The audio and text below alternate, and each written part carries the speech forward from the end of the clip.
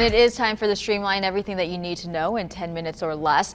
We begin with a story breaking overnight. Poland shot down several Russian drones that it says violated its airspace during an attack on Ukraine. It's a move the prime minister says was an act of aggression. This action from Poland marks what's believed to be the first direct military engagement between a NATO member and Russia since the war in Ukraine began back in 2022. This comes as Russia has ramped up its attacks on Ukraine. Before the attack, President Trump was once again pressed about brokering a peace deal in Ukraine. He says he expects to talk with Putin in the next week. And in the Middle East, Israel is facing growing backlash after striking Qatar in an unprecedented attack. The blast seen in video circulating online, people running for cover as the strike slams into the building. Israel says they were targeting Hamas leadership, but Qatar, a key U.S. ally, says Israel is sabotaging talks to end the war, striking Hamas leaders responsible for negotiating a peace deal. The White House says it knew about the attack but didn't have enough time to warn Qatar. That warning came 10 minutes after the attack. Back here in the U.S., the federal takeover in Washington, D.C. is over, but National Guard troops are still on the ground in our nation's capital. While President Trump's emergency declaration expires today, the surge of federal agents isn't stopping. And now Republican lawmakers want to make that federal takeover permanent. They've introduced bills to expand federal control of D.C.'s justice system. Police say homicides, car thefts, robberies, and violent crime are down since the takeover. And the president says other cities are in his sights, like Chicago. No fear, no hate! No fear, no hate! Protesters took over the streets of the Windy City early this week as Homeland Security's Operation Midway Blitz gets underway. ABC News was given access to one of the first operations with the ATF and ICE working together. The crews followed dozens of heavily armed agents who met at an undisclosed location to track suspected members of the Tren de Aragua gang who are accused of selling guns. ICE says 3 men have been identified as undocumented and they're being investigated for ties to the gang. But Illinois Governor J.B. Pritzker, who's been outspoken against the operation, says these kinds of patrols are stoking fear among law-abiding immigrants and even people who are U.S. citizens. They're afraid to come out of their homes, they're afraid to go shopping, they're afraid to take their own children to school. In a memo, DHS says ICE is not conducting enforcement operations at or raiding schools, adding their agents, quote, use discretion.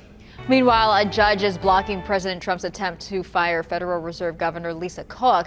That judge called the move likely illegal and that Cook must be reinstated.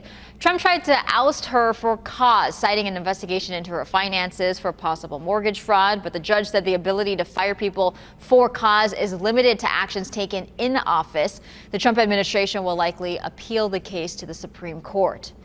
President Trump is again trying to distance himself from the Jeffrey Epstein investigation, calling this letter you see here fake and a dead issue. This letter was part of a birthday book to Epstein that Epstein's estate released. The administration is accusing Democrats of leaking a fake image.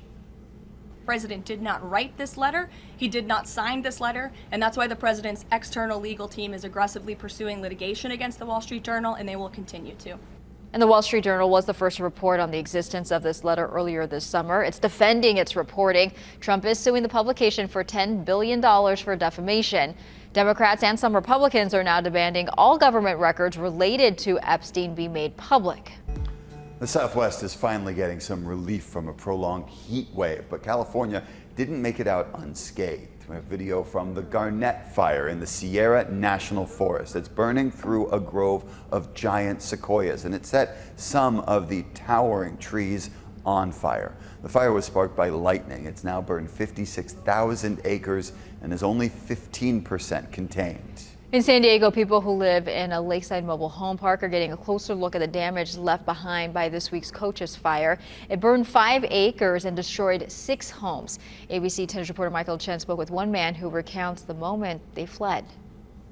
Here in Lakeside, the Dixon family beginning to assess the damage after the fire that burned down their next door neighbor's home caused heat damage to theirs. The fans in there are melted. From a damaged air conditioner. This is how bad it melted. And melted trash cans. The double pane windows and only the outside is cracked. to cracked windows on one side of the home. The fire that ignited homes in Monterey Mobile Lodge Park also left its mark on Roger Dixon's home. And I come and looked, I said, oh, gee, there's so much smoke. Past 3 p.m. Monday, Dixon says his wife, who struggles to speak after suffering an aneurysm, came into the home yelling, Ball of fire, ball of fire, ball of fire, going that way. the flames and smoke that greeted him just feet from his home. At that moment, a neighbor appeared and helped his wife. Grabbed her by the arm and took her up that way, and then she told me, you get in your car and go. He did, eventually picking up his wife and driving to safety, a feeling of dread inside. I was backing out of the driveway. It was really on fire. Dixon's home survived, something he attributes to the fire-resistant cement boards that make up his home. Next door, his neighbor's home was destroyed. Dixon says he later had a brief conversation with his neighbor who was not home when his home burned.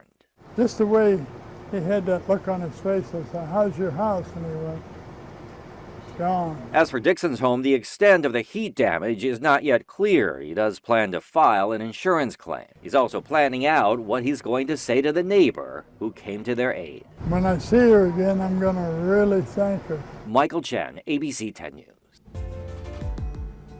ABC 10 News has partnered with the Better Business Bureau to help you save money and avoid getting scammed. And recently, the BBB has seen a rise in criminals using puppies to steal hundreds of dollars. Meet 9-year-old Ozzy and Luna. She's 5. Can't imagine having better dogs. We got lucky, finding them at a shelter years ago. But I know some of you ABC 10 News viewers may not have been as lucky, looking for a certain breed online and either losing money or getting a sick animal. I'm Joe Ducey with the Better Business Bureau, warning about how these puppy scams are working right now.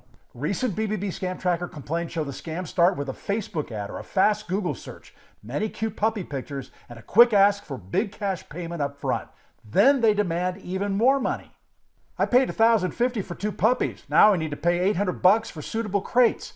We had to transfer $1,000 for refundable pet insurance.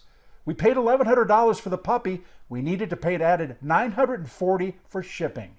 You must check out the business online and at bbb.org. Many victims do not.